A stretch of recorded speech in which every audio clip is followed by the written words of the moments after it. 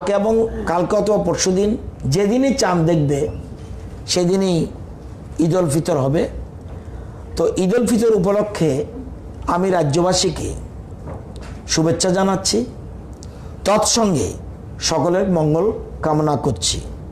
সবাই ভালো থাকবেন, সুস্থ থাকবেন এবং বর্তমানে এই কঠিন পরিস্থিতিতে সকলের কাছে অনুরোধ, সামাজিক এবং শারীরিক দূরত্ব বজায় রেখে খুশির ঈদ পালন করবেন।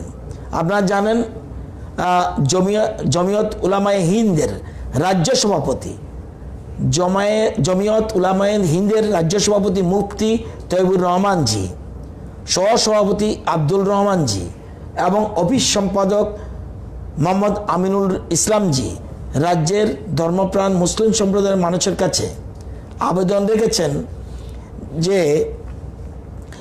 জমিয়ত উলামায়ে হিন্দ এবং দারুল উলুম দেওবন্দের দিক নির্দেশনা অনুসারে ঈদ উল ফিতরে কোনো ধরনের জমায়েত হবে না। আমি বলছি না, বলছে কে? সভাপতি মুফতি তৈবুর রহমান জি, উনি হলেন প্রধান। উনি বলেছেন যে জমিয়ত উলামায়ে হিন্দ এবং দারুল উলুম দেওবন্দের দিক নির্দেশনা অনুসারে ঈদ উল ফিতরের কোনো ধরনের জমায়েত হবে না, সকলেই বাড়িতে ঈদ পালন করবে।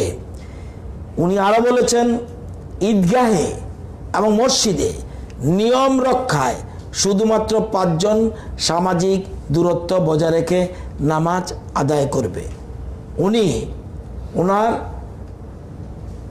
কমিটি সহ আজকে আমার সাথে অফিস কক্ষে দেখা করেছেন এবং এছাড়াও দেখা করার আগেই উনি বারবার সংবাদপত্রের মাধ্যমে এবং মিডিয়ার মাধ্যমে রাজ্যের সকল ধর্মপ্রাণ মুসলিম সম্প্রদায়কে একথা বলেছেন যে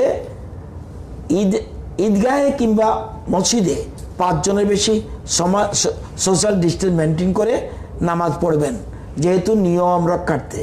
আর বাকিরা সবাই বাড়ি করে সোশ্যাল ডিস্টেন্স মেনটেন করে ঈদ উল ফিতর পালন করবেন। উনি সবার উদ্দেশ্যে কথা বলেছেন।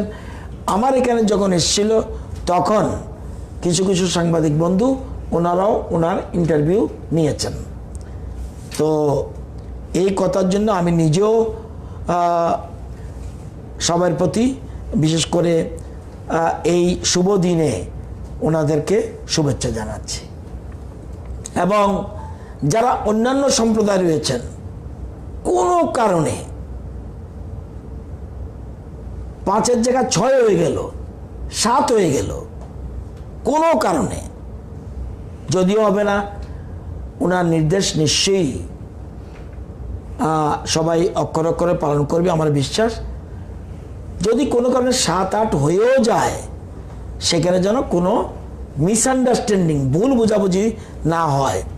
এবং রাজ্যের মুখ্যমন্ত্রীও এই আবেদন রেখেছেন।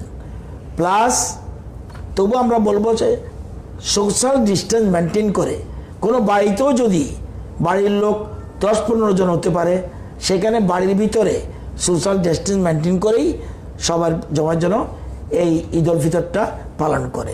এটি আমাদের অনুরোধ এবং অন্যরা প্রশাসনও সেদিকে লক্ষ্য রাখবে। যদিও প্রশাসন থেকে এবং সরকারি যে নির্দেশনামা রয়েছে দিল্লির এবং রাজ্য সরকারে, সেই নির্দেশনামা no religious function, no social function, এবং মারা গেলেও কতজন থাকতে হবে শ্মশানে, এবং বিয়েতে কতজন থাকতে পারবে, এটার নীতি নির্দেশিকা রয়েছে।